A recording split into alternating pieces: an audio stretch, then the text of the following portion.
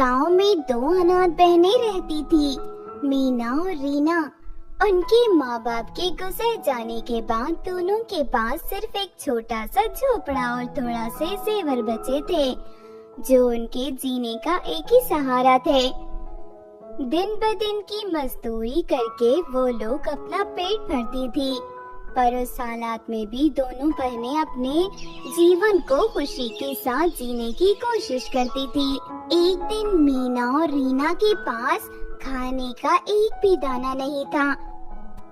रीना, अब हमारे पास कुछ भी नहीं बचा, अब तो ये जेवर भी गिरवी रखना पड़ेगा। पर दीदी, ये भी गिरवी रख दिया तो कल के लिए क्या बचेगा? रीना, भूखा मरने से तो अच्छा है ना कि थोड़ा वक्त गुजारा कर ले।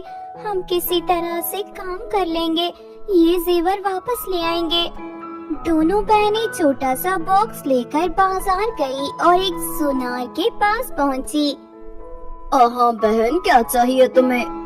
भैया, हम अपने जेवर गिरवी रखना चाहती हैं, कुछ पैसे चाहिए हमें। अब बहन, ये तो बस छोटी मोटी चीजें हैं, इनसे ज्यादा पैसे तो नहीं मिलेंगे, पर जितना हो सकता है मैं आपको दे सकता हूँ।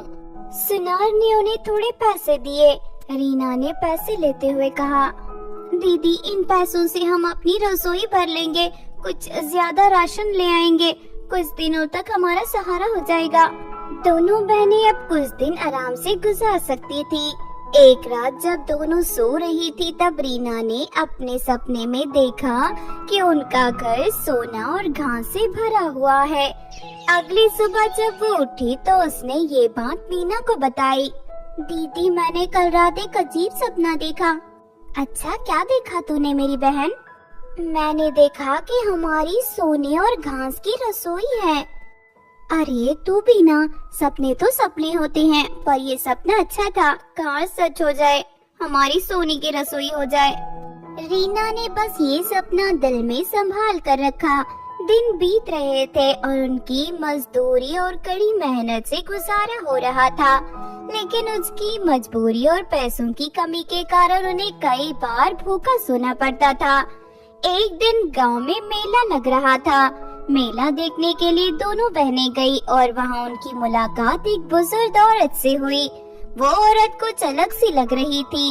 उसकी आंखों में ज्ञान और चेहरे पर एक अजीब सी शांति थी। बेटा, तुम दोनों का नाम क्या है? मैं मीना हूँ और ये मेरी बहन रीना। तुम दोनों बहुत स्नेह से रहती हो। तुम दोनों में एक साफ और प्यारा दिल है। जी माँ जी, हम तो बस जीने की कोशिश कर रही हैं। औरत ने उन्हें एक घास का छोटा सा पोछा दिया और कहा, इसे अपने घर ले जाओ और इस पोछे से अपनी पूरी रसोई को साफ करना। ये तुम्हारे सपने को सच कर सकता है। दोनों बहनें हैरान थी, पर उन्होंने सोचा कि कुछ नुकसान नहीं होगा। उन्होंने वो घास का पोछा अपने घर की रसोई में रख दिया और दूसरे दिन पूरी रसोई को साफ कर दी। उसके बारे में सोचा भी नहीं। रात को जब दोनों बहनों सो रही थी तो उन्होंने अचानक अपने घर में एक अजीब सी चमक देखी। जब वो उठकर रसोई में गए तो वो हैरान रह गए। उनके सामने सोना और घास के ढेर लगे हुए थे। पूरी रसोई घास की थी और चूल्हे पर जो खाना बन रहा था वह बिल्कुल सोने का था। दीदी, ये तो वही है जैसा मैंने अपने सपने में देखा था। हाँ मेरी बहन रीना, ये तो सच में हो रहा है, पर ये कैसे मुमकिन है? दोनों बहनें अपनी किस्मत पर विश्वास नहीं कर पा रही थी। उन्होंने उस सोने को बेचा और काफी पैसे कमाए। अब उनके पास जीने के लिए एक अच्छा खासा पैसा और सुख सुविधा थी, पर पैसों के साथ साथ अब उनका दिल बदलने लगा। रीना को अब हर वक्त सोना और पैसे ही दिखाई देते थे। दोनों बहनों का रिश्ता धीरे धीरे दूर होने लगा। दीदी, अब हमारे पास पैसा ही पैसा है, तो क्यों ना एक बड़ा सा घर बनाए? पर रीना, हमें तो अभी भी ये छोटा सा घर ही पसंद है। हम यहाँ खुश हैं। बड़े घर में तो तू एक कमरे में रहेगी, मैं एक कमरे में रहूंगी। पहले हम दोनों कितना अच्छा समय बिताते थे। पैसे आने के बाद तो तुम हर वक्त शॉपिंग में रहती हो, मुझे समय नहीं दे पाती। दीदी तुम हमेशा पुरानी सोच में ही रहती हो। हमारे पास अब पैसा है तो हम बड़े घर में क्यों न रहें? मीना ने देखा कि पैसा रीना के मन पर छा गया था और उसकी मासूमियत खो रही थी। रीना अब सिर्फ अपने स्वार्थ में ही सोचती थी। उसकी पुरानी प्यारी भावनाएं धीरे धीरे मिट रही थी। कुछ दिन बाद उन्होंने देखा कि रसोई में सोना और घास कम होने लगा था। रीना, लगता है ये सोना धीरे धीरे कम हो रहा है। शायद ये हमारे रिश्ते की परीक्षा ले रहा है। कैसी परीक्षा दीदी? तुम बस नेगेटिव सोचती हो। हम और सोना ले सकती हैं। हम दिन में 3 टाइम खाना पकाने की जगह हम इसे 10 बार पकाएंगे तो हमारे पास और ज्यादा सोना होगा। मीना चुप रही और अपनी छोटी सी दुनिया में खुश रहने की कोशिश कर रही थी। रीना ने 3 बार की जगह उस दिन 10 बार खाना बनाया। सब सोना ले जाकर बाजार में बेच दिया। एक बहुत ही बड़ा घर बनवा लिया। पर अब सोना और घास बिल्कुल खत्म हो चुके थे। एक दिन वही बुजुर्ग औरत फिर से उनके दरवाजे पर आई। उसने देखा कि मीना के चेहरे पर उदासी थी और रीना के चेहरे पर पैसे होने का घमंड। क्या हुआ बेटा? क्या तुम दोनों खुश नहीं हो?